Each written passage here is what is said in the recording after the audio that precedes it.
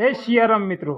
આજે રાતે 3 વાગે વહેલા ઉઠીને હાહરાને ફોન આવ્યો, તે નીકળી ગયો તો હાહરીને જવા માટે।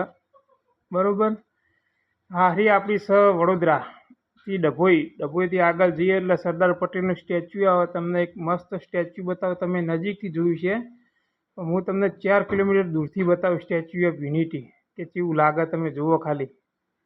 બરાબર, નીકળી ગયો તો ગાડી લઈને ઘા આ છે નર્મદા નદી, અને આ જે નર્મદા નદીની પરિક્રમા કરે ને એમનું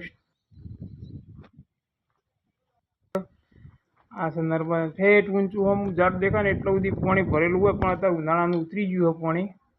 આ બાજ રસ્તો જાય છે ચણોદ, આ બાજ જાય છે ઠેઠ સ્ટેચ્યુ ઓફ યુનિટી।